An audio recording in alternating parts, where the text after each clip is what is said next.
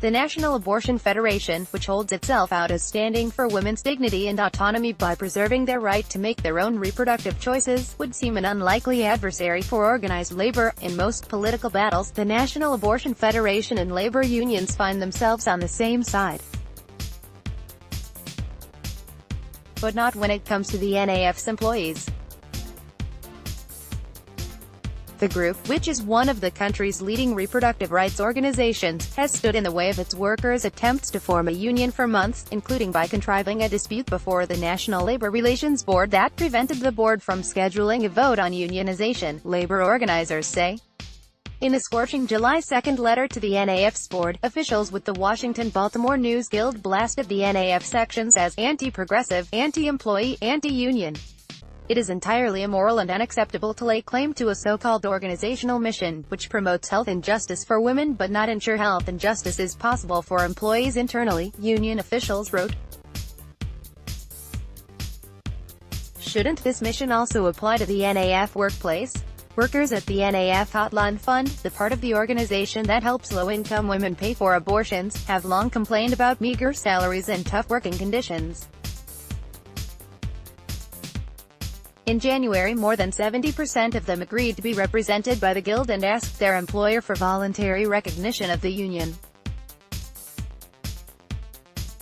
The NAF declined to recognize the bargaining unit, forcing the union to ask the NLRB to schedule an election. The NAF delayed the process by picking a fight over whether a handful of mid-level employees belonged in the union, the Guild claimed, and it refused to back down when the News Guild's lawyers proposed to hold the election without those employees and negotiate over their status later. It's just been a nightmare, said Bruce Jett, an organizing consultant with the News Guild. One thing after another and a lot of double talk. On Wednesday morning, workers received an email from the NAF's chief financial officer, Michael Johnson, announcing that entry-level staff will now be paid a minimum annual salary of $36,000 and non-managers making more than that will receive a raise of $2,000. The move took workers by surprise because the NAF has maintained for months that it could not raise pay before the unionization effort was over. The NAF announced the change just hours after HuffPost raised questions with the group's spokeswoman. She attributed the timing to the recent addition of some board members and their getting up to speed on workers' complaints. Also on Wednesday, the NAF said it contacted the NLRB to ask if it could withdraw its objection to including the mid-level workers in the proposed bargaining unit. The two sides had been waiting since February for the NLRB to make a ruling. That should clear the way for the NLRB to schedule a vote. Almost everyone who wanted a union is now gone. National Abortion Federation Hotline Fund worker but a Hotline worker, who spoke on condition of anonymity to avoid reprisals, wondered if the NAF had delayed the vote long enough to kill organizers' efforts. There's high turnover here, and our numbers have definitely dwindled as people have left, she said. I think they have succeeded in their intentions of delaying the vote long enough that almost everyone who wanted a union is now gone. The NAF would seem an unlikely adversary for organized labor. It holds itself out as standing for women's dignity and autonomy by preserving their right to make their own reproductive choices. More than 400 independent abortion clinics rely on the group to act as their megaphone in battles against abortion restrictions, to provide training and security advice, and to oversee quality and safety standards. The organization's other major component is its hotline. Thousands of women who need financial assistance for an abortion call the hotline every week. Yet the NAF union showdown is part of a recent trend of advocacy groups trumpeting progressive ideals while behind closed doors resisting workers' efforts to organize. Workers at Media Matters for America, for example, said the liberal watchdog's response to their unionization effort left them feeling betrayed. Media Matters declined to voluntarily recognize the bargaining unit, which unions prefer, and forced workers to hold an election, which the union won handily. The NAF is not the only reproductive rights group embroiled in a labor fight. In Colorado, Planned Parenthood of the Rocky Mountains is fighting the results of a vote by clinic workers to join the Service Employees International Union. NAF hotline workers say that in addition to low wages, they have long felt abused by management. Vicky Saporta, the NAF's longtime president and CEO, was prone to screaming at employees who failed to meet her standards, 5 current and former employees said. In June, the website Rewire News revealed that multiple current and former employees accused the group's director of security, Mark Meller, of sexual harassment, but that he was allowed to remain in his job. The union's July 2 letter accused Saporta of protecting Meller, saying, Saporta chose to align herself and NAF with a serial sexual harasser. Within a week, Meller was no longer working at the NAF, and Saporta announced an early retirement. Other managers who still work at the NAF, employees claim, were also responsible for failing to address complaints about compensation and working conditions, such as those against Meller. I feel strongly, and I know a lot of other people involved in the unionization effort do too, that it wasn't just Vicky causing issues, said one hotline worker. NAF spokeswoman Melissa Fowler wouldn't address the assertions that Saporta screamed at staffers or protected Meller's job.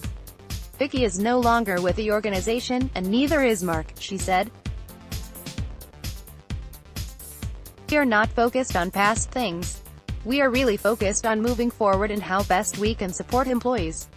As a mission-driven organization dedicated to justice, the National Abortion Federation is committed to providing a safe and inclusive environment where all individuals are treated with dignity and respect, she added. With the recent transitions at NAF, the transition team has been taking time to fully consider the facts and all of our options to ensure we make the appropriate decisions for NAF and our staff moving forward. The NAF still believes employees should vote on whether to join the union and will not voluntarily recognize the bargaining unit, Fowler said. In a message that the hotline director, Chloe Hebert, sent to staffer early this year in reaction to the unionization effort, the NAF argued a union wasn't necessary to improve the workplace. Our benefits package is excellent and competitive with other non-profit organizations and surpasses what even many for-profit companies provide, the message read. Employees receive these annual wage increases and benefits without having to pay hundreds of dollars every year in union dues or risk additional fees that could be assessed if employees of other organizations or companies in the union go on strike. Until Wednesday, the starting salary at the NAF was $32,000 to $33,000. Assistant case managers, who are one rung above the operators, claim that the NAF recently balked at giving them a scheduled pay raise. NAF headquarters is outside Washington, D.C., where the cost of living is among the highest in the country. Even with the raise, a current hotline worker said, $36,000 is still not a living wage in D.C. The job is emotionally difficult. For many callers, the hotline operator is the first person to whom they confide about being pregnant. They might talk about being abused or homeless. Today, the NAF's health insurance plan offers some forms of free counseling, and the organization sometimes arranges for a therapist to be on site. But for years, said one former employee, there was no conversation about self-care or boundaries. A part-time worker with no health benefits, she said she went into debt to pay for therapy. When they complained in the past about low wages, former hotline employees said, the NAF's response was often hostile. If we pay you more, that's less money for the women that we're serving, Saporta said on one occasion, a former employee said. Another former employee corroborated that claim. In 2016, the NAF paid Saporta $401,224. NAF hotline staffers first considered the idea of unionization in 2010, when a handful of hotline operators approached Chris Townsend, a local union representative of the United Electrical, Radio. That effort ended abruptly when the NAF issued a job satisfaction survey and announced that it would create multiple full-time positions on the hotline. A spokeswoman said the NAF was not aware its workers were talking to a union, but people who worked there at the time suspected otherwise. The greatest damage that was done to the effort, said Townsend, was the skillful use of the carrot and not the stick, selective promotions and rewards. Who is going to get yelled at today? Who? Are we all going to pretend we don't hear sobbing in the bathroom later? Dax Murray, former NAF employee. Conditions became more fraught in 2013, when the NAF brought on Miller to handle security. He, and most of his alleged victims, worked on the hotline side of the office. At one point, according to Rewire News, his desktop background, which was visible to anyone passing his desk, was a photograph of a topless woman. Problems with management were not limited to the hotline. On the non-profit side, where Saporta worked with the NAF's lawyers, advocates, media team and policy experts, she was known for her frequent tirades. She screamed insults at subordinates when she felt they underperformed, several of them said. Her outbursts came often enough that employees were filled with dread. It was, who is going to get yelled at today? Who are we all going to pretend we don't hear sobbing in the bathroom later, said Dax Murray, a former NAF employee. Saporta got her start in labor organizing. In the 1980s, she oversaw the national organizing effort for the Teamsters Union, with a mandate to attract new members from white-collar fields. She denied that she or other managers ever mistreated the staff. The behavior you described does not at all accurately reflect my interactions with employees, she told HuffPost. I told hotline employees on many occasions that they deserved a raise, and took steps to make Wednesday's salary increase possible, she added. She and Fowler denied that Saporta ever linked the hotline workers' compensation to the money available in the abortion fund. Rather, they said, it was hotline workers who talked as though the two budgets were linked. NAF is always clear that the budget we have for hotline operation is completely separate from the budget that we have for subsidies for patients in need, Fowler said, adding that she attended several meetings in which Saporta explained as much to staffers. Saporta said no one ever told her about Miller's alleged behavior and that she learned about the allegations in March. I was surprised and told them that, as one of the few women union organizers in the 70s and 80s, I personally experienced and witnessed extensive sexual harassment, and that I wouldn't put up with it at NAF or the Hotline Fund for a single minute, she said.